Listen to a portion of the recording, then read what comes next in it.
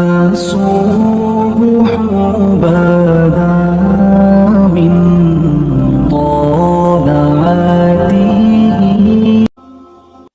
اللہ کے حضور دعا کرو، التجا کرو اور اللہ سے مدد مانگو، وہ بلاؤں کے رخ کو موڑ دے گا، وہ مصیبتوں کے رخ کو پلٹ دے گا تمہاری جانب. لیکن جب تم یہ مزاج نہیں رکھو گے تو مصیبتوں پر مصیبتیں آتی رہیں. حضرت موسیٰ علیہ السلام کے پیٹ میں درد کا احساس ہوتا ہے تو کوہ طور پہ چلے گئے. کیسے جلیل القدر نبی تھے، اللہ سے ڈائریکٹ رابطے تھے، اور جا کے کہا مالک میرے پیٹ میں درد ہو رہا ہے. اللہ اکبر. وہ گھر کے نجی معاملے بھی رب سے ڈسکس کرتے تھے، اور کوئی جو ہے وہ ایسی چیز ہوتی وہ بھی رب سے ہی عرض کرتے تھے. کہا میرے مالک میرے پیٹ میں درد کا احساس ہو رہا ہے، دوائی کی پوری لینی ہے، تو وہ بھی جا کے کوہ طور سے رب سے ہی لیتے تھے.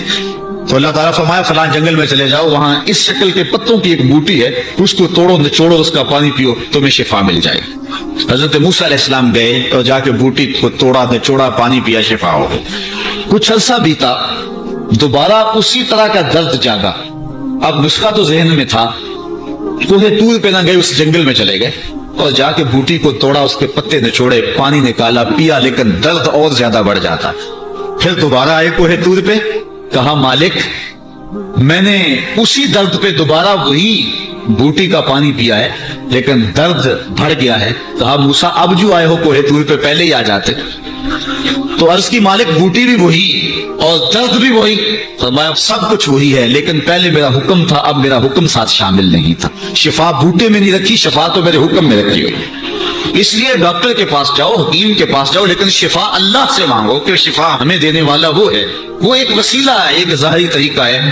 تو حضور علیہ الصلوۃ والسلام اللہ اکبر کیا خوبصورت ارشاد فرما رہے ہیں، حسنوا اموالکم بالزکات، اپنے اموال کو زکات سے پاک کرو. وداووا مرضاکم بالصدقہ، اور اپنے مریضوں کا علاج صدقے سے کرو.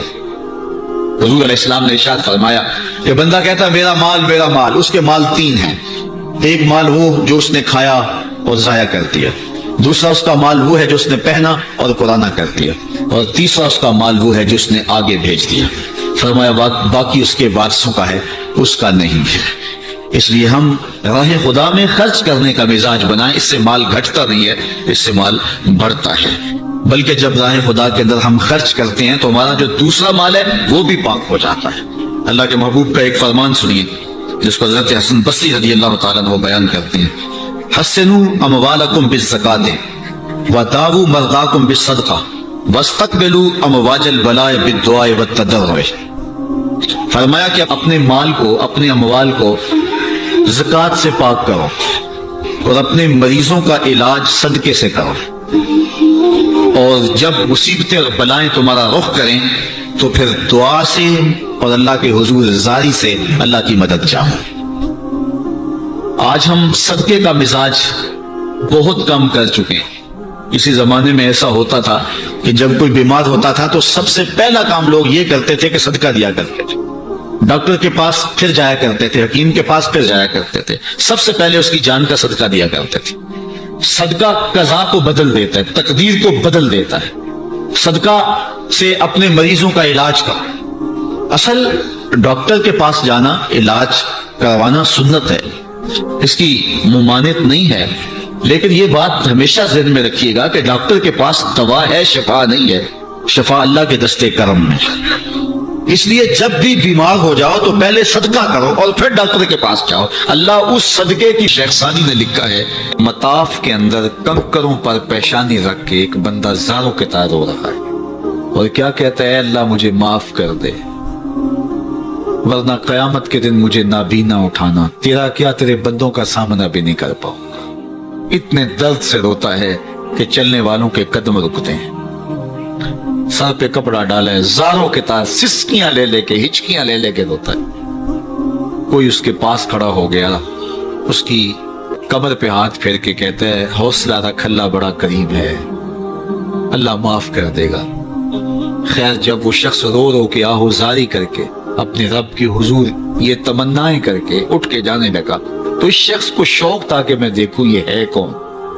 اتنا خوف خدا، اتنا ڈر رہا ہے، پتہ نہیں کون ہے، کیا گناہ کر بیٹھا ہے. لیکن جب اس صاحب نے سر اٹھایا تو اس کی چیخ نکل گئی، فائزہ ہوا شیخ عبد القادر جیلانی. تو تو یہ زاروں کے تار رونے والا شیخ عبد القادر جیلانی تھا۔ ساری زندگی خدمت خلق میں بسر ہوئی، اللہ کے حکام بجا لاتے ہوئے، لیکن خوف خدا خشیت الہی کا عالم ہے۔ حضرت جنید بغدادی کے پیر ہیں حضرت سری سکتی رضی اللہ تعالیٰ عنہ، رشتے میں ماموں بھی لگتے ہیں۔ تو حضرت جنید بغدادی کو حضرت سری سکتی رضی اللہ تعالیٰ عنہ نے ایک دن وصیت کی۔ حضرت جنید کہتے ہیں میرے پاؤں تلے سے زمین سرکنے لگی، فرمانے لگے بیٹا جب میں مر جاؤں تو میری قبر بغداد سے باہر بنانا۔ میں نے پوچھا حضرت کیوں؟ لوگ تو بغداد میں دفن ہونے کو ترستے ہیں۔ کہا میری بدعمالیوں کی وجہ سے بغداد کی مٹی میری لاش قبول کرنے سے انکار نہ کرتے۔ الذین یبیتون لربہم سجدا وقیاما، یہ وہ لوگ ہیں جو اپنی راتیں سجدے میں اور قیام میں بسر کرتے ہیں۔ ہم تو 4 نمازیں تسلسل سے پڑھ لیں تو بے نمازیوں کو حقیر سمجھنے لگ جائیں، لیکن یہ کیا ہے؟ زندگی ذکر و فکر میں گزرتی ہے، سجدہ و قیام میں راتیں بسر ہوتی ہیں، لیکن عرض کیا کرتے ہیں؟ مالک ہم سے جہنم کا عذاب پھیر دے۔ آؤ میں اور آپ اپنے گریبان میں جھانکیں، اپنے من میں اتریں۔ اللہ نے ہمیں کتنی نعمتیں عطا کی ہیں، کیا کچھ نہیں عطا کیا۔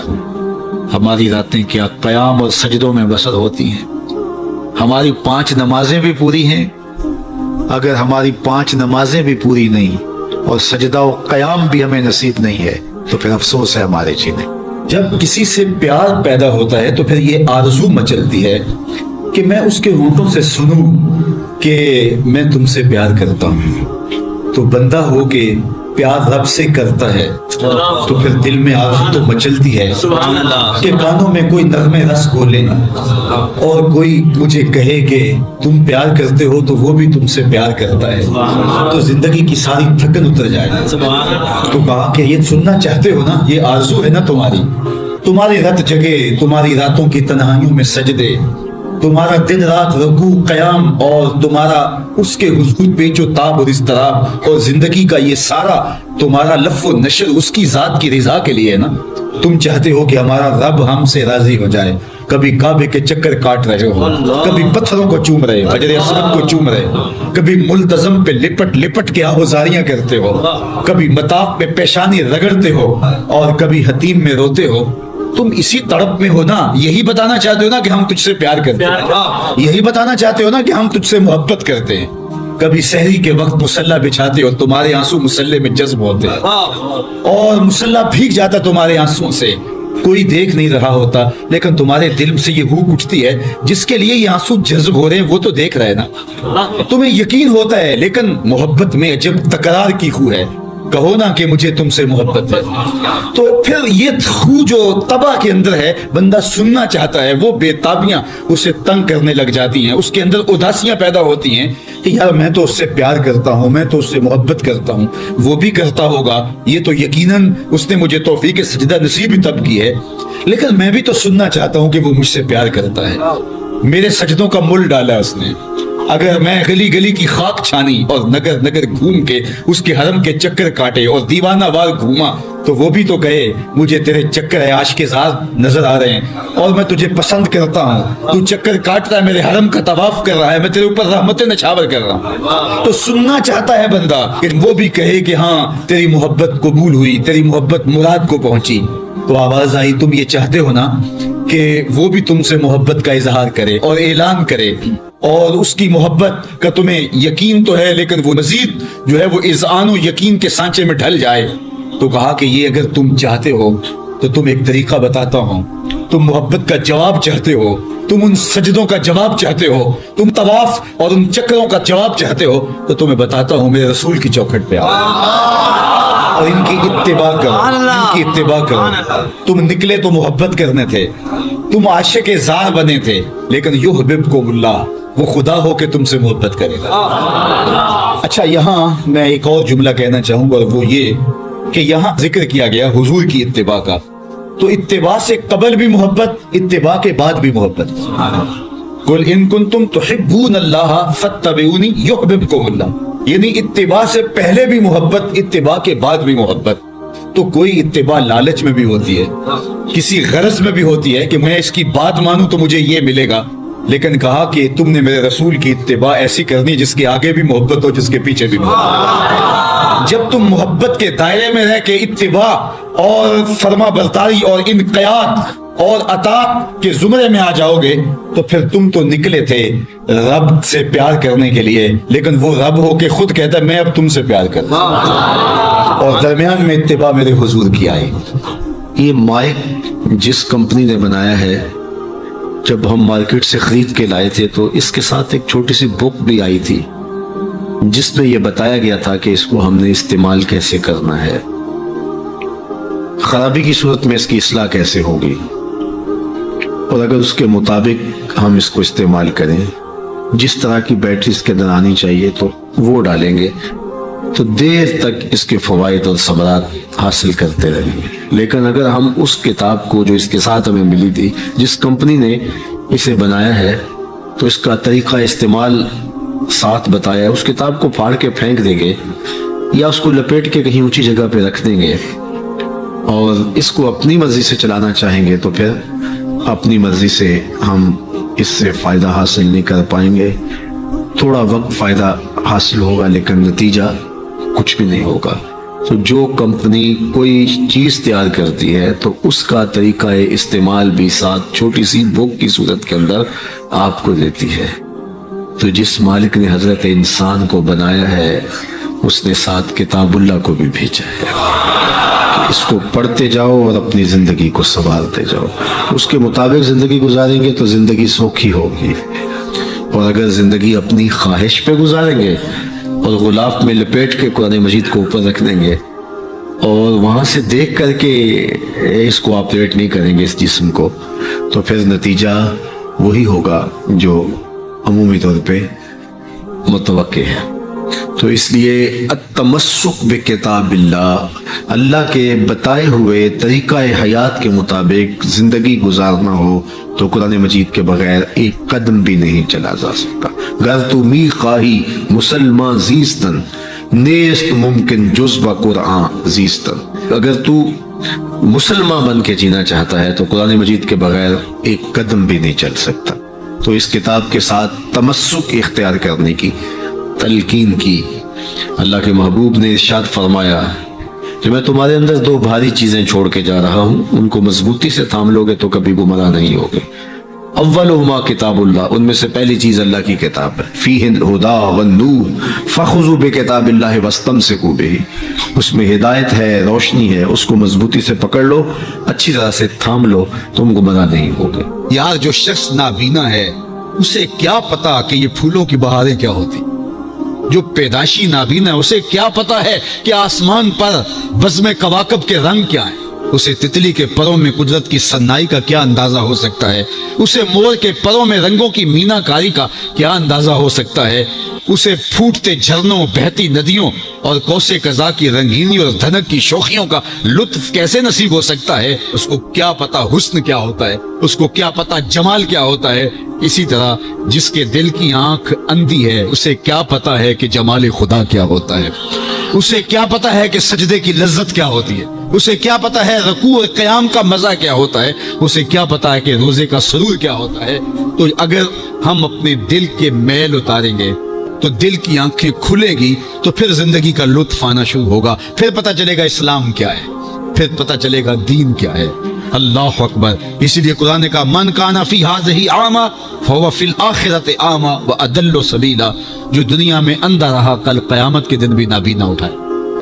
اس سے ان آنکھوں کی بے نوری مراد نہیں ہے, دل کی بے نوری مراد. اقبال نے کہا تھا دل بینا بھی کر طلب خدا سے, کہ آنکھ کا نور دل کا نور نہیں, آنکھ کا نور اور ہے, دل کا نور اور ہے.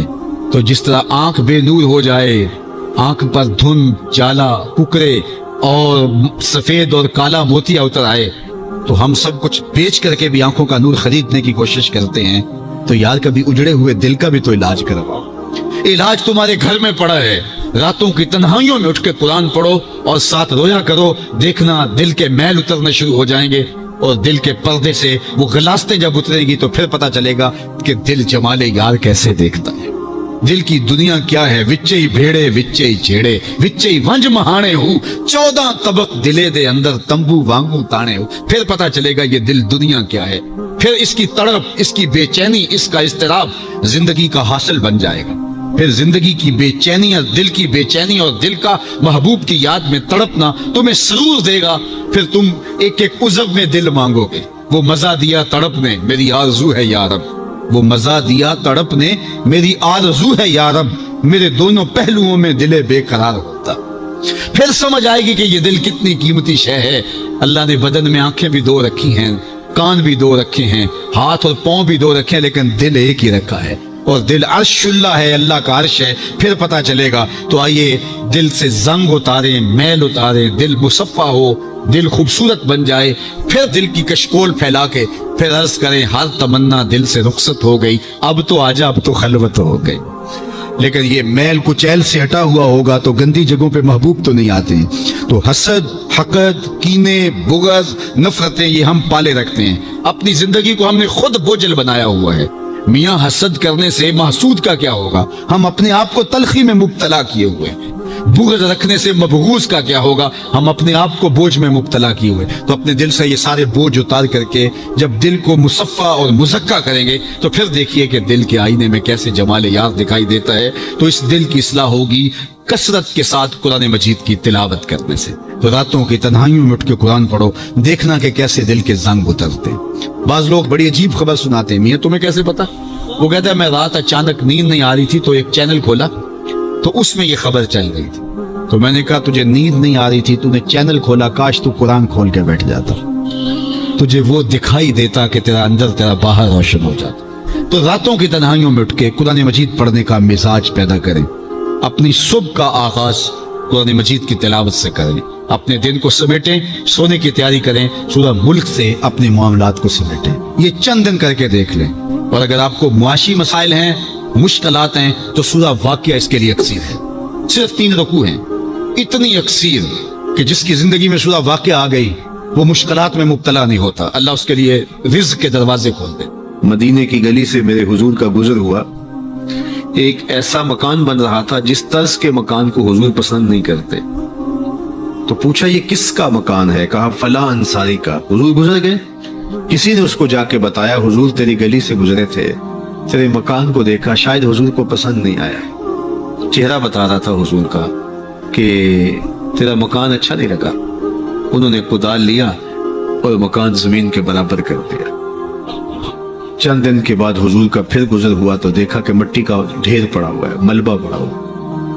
کہا اس شخص کو بلاؤ، بلایا گیا، کہا میں گزرا تھا، تیرا مکان بن رہا تھا، اب مٹی کا ڈھیر پڑا ہے۔ حضور میں نے گرا دیا۔ فرمایا کیوں؟ عرض کی سنا تھا آپ کو پسند نہیں، سنا تھا آپ کو پسند نہیں۔ میں اور آپ اپنے اندر تھے اور دیکھیں ہمارا کیا کیا حضور کو پسند۔ محمد دی زیارت محمد دے رنگ وچ اے ٹھگ بازیاں جانے پیارا صلی اللہ علیہ وسلم۔ جب ان کے ہوئے تو پھر اپنی خواہش رہی کہاں؟ اپنی رضا کو محبوب کی رضا میں فنا کر دینے کا نام ہی تو محبت ہے۔ تیرے ہندیاں سندیاں محبوبہ میں کافر ہواں جے میں ہواں، اپنی نفی کرنے کا نام ہی تو محبت ہے۔ لیکن میں اپنی خواہشات کا پتلا ہوں اور عاشق رسول بھی ہوں، کیسی عجیب کہانی ہے۔ میں اپنی آرزوؤں کا بندہ بھی ہوں اور عاشق رسول ہوں، کیسی عجیب کہانی ہے۔ جب ان کے ہو گئے پھر اپنا کچھ نہ رہا۔ محبوب کی رضا میں اپنے آپ کو گم کرنے کا نام محبت ہے۔ جب ان کے ہوئے تو پھر زندگی کا جمال، زندگی کا نور نصیب ہوا، زندگی کی حقیقتیں ہاتھ آ گئی۔ میں عاشق رسول کہلاتا ہوں، حج اور عمرے بھی کرتا ہوں۔ میں 1.25 لاکھ مرتبہ جو ہے وہ ہر ہفتے میں درود بھی پڑھتا ہوں۔ میں محفل میلاد کرواتا ہوں، پوری دنیا کے نعت خواں جمع کرتا ہوں، لیکن حضور کی سنت چہرے پہ سجانے کی توفیق نہیں ہے۔ مجھے حضور علیہ الصلوۃ والسلام کے بتائے ہوئے طریقے کو اختیار کرنے کی ضرورت نہیں ہے۔ صاحب سوچیں کہیں آپ اپنے آپ سے دھوکہ تو نہیں کر رہے؟ ان سے تو نہیں کیا جا سکتا۔ ان سے دھوکہ کون کرے؟ وہ تو جانتے ہیں کون کہاں کھڑا ہے۔ میرے حضور بولے یاری لا تو پاک نبی سنگ اے پر پوری یاری، یاری لا تو پاک نبی سنگ اے پر پوری یاری، پھر درود قبول ہے تیرا لکھ نالوں ایک بار۔ پھر نہ لاکھ مرتبہ پڑھنا، ایک بار ہی پڑھ لینا وہ بھی قبول ہے۔ اشہد بلال عند اللہ اشہد، پھر بلال کا اشہد بھی قبول ہے۔ وہ چہرہ اور چہرے کا دل نہیں دیکھتے، بندے کا دل دیکھتے ہیں۔ تو جب تم اپنے باطن کو حضور کے نام پہ لگاؤ گے تو پھر ایک ایک عمل ان کی سنت کی اتباع میں۔ یہ صوفی کی علامات ہیں۔ رنگ برنگے کپڑے پہن لینے سے صوفی نہیں بنتا، مختلف رنگوں کے پٹکے باندھ لینے سے صوفی نہیں بنتا، صاحب بھنگ گھوٹ کر پینے سے صوفی نہیں بنتا، ڈھول کی تھاپک پر ناچنے اور رقص کرنے سے صوفی نہیں بنتا، مختلف تصوف کی اصطلاحات کو یاد کر لینے سے صوفی نہیں بنتا، محمد عربی کی غلامی سے صوفی بنتا ہے، حضور کی چوکھٹ کی فقیری سے صوفی بنتا ہے۔